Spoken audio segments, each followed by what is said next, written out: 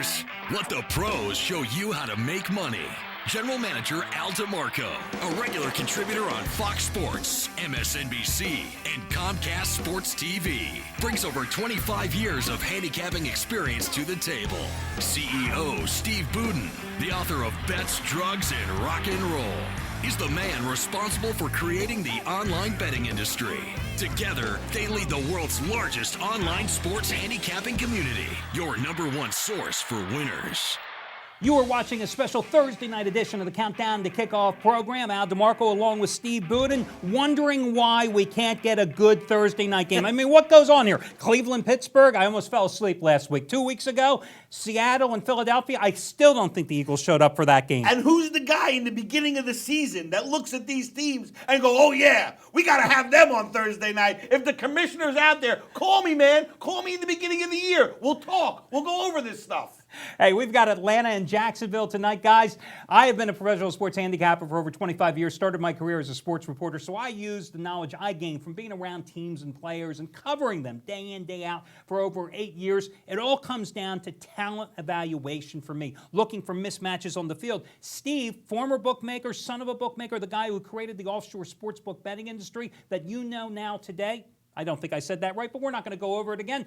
But you created it back in the 80s. You bring a whole different perspective to the game. When you look at it, you're looking at it like a bookie. Is the number right? Is it a sharp number? Is it a soft number? Is it a sucker play? Right, so in 1994, when I got my first call from Minnesota with someone who wanted to place a bet, and I was sitting in Panama, that was the first time in history that any gambler had ever bet offshore. Very different now, as I've joined forces with the actual syndicates that I used to chase, and we're now going against the bookmaker, full circle, leveling the playing field for all the gamblers out there. Well, let's go talking about this game here tonight on Atlanta and Jacksonville. You know, 2 weeks ago, guys, I told you Atlanta would go to Houston and would lose. You disagreed. I was right. You know what, Al, when it comes to Atlanta, you ever see in the casino a guy who walks up to the roulette table, he sees 3 blacks, he bets on red, it comes black. He sees 3 reds, he bets on black, it comes red. Well, that's the story with me and the Atlanta Falcons, so just pan the camera over there and listen to what he has to say. It's a lot better than me.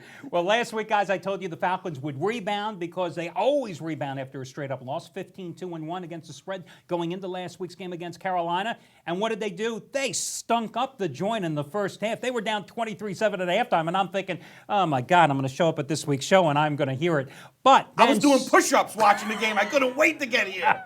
But then Matt Ryan finally rediscovered his passing touch, a monstrous second half. The defense actually contained Cam Newton thanks to a shanked field goal. Suddenly the Falcons are walking off with a 31-23 win and cover at Carolina. Jacksonville, on the other hand, for those 7 or 8 fans out there for the Jaguars, and I don't know who they are. Maybe I may be overestimating. The over-under might be under here. They're all bookmakers, I'll tell you that much. Jacksonville last week, down 14-0 at home to a Tampa Bay team that had lost 6 in a row. And then suddenly they woke up. 41 straight points. They win 41-14.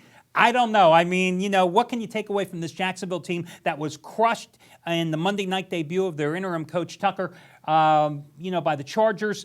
You know, I look at this particular game now. Blaine Gabbert had, for him, his best game in his rookie season. 19 for 33, 2 touchdowns, 2 interceptions, of course, last week. But again, that was a Tampa Bay team that played no defense, and they were playing at home. This Falcons team occasionally plays defense like they did in the second half against Carolina, and the Falcons, of course, playing at home here. I think the dynamic that I'm looking for in this game is for Michael Turner to have a big game on the ground against a Jacksonville defense that can't stop the run. And Atlanta, I feel they have to have a convincing win heading into the playoffs if they're going to make some If they're going to make it. If they're going to make it. They have to actually beat a team ugly. They have to beat them outright. They have to kill them. And I think that could be the case here. I think Jacksonville may be just what the doctor ordered for Atlanta, and call me crazy, but I'm on Atlanta again. There you go. Now I'm worried. Yeah, He's on Atlanta. I'm on Atlanta. Now I'm really worried. Total, sitting around 42. Any thoughts there? Yeah, I like under. Jacksonville, I mean, if you believe in their 42 points last week, you're a sucker. I mean, this is a team that scores 12 and a half points week in, week out. You got to go under here. It's the only way to play it. And the Falcons have stayed under in 9 of their last 11 games. So that's our Thursday night's predictions. And remember,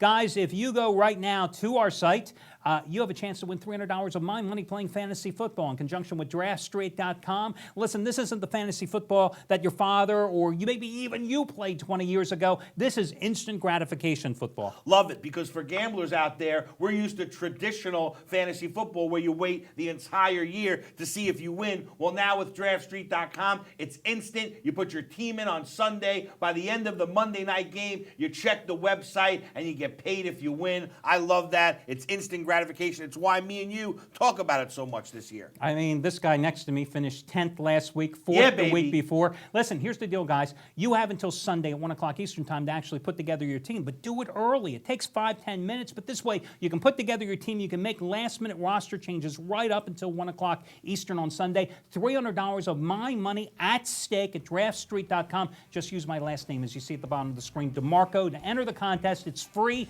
Top 7 finish in the money. That'll do it, and make sure you catch us for our special Saturday and Sunday editions of the Countdown to Kickoff show as we continue. Good luck, everybody.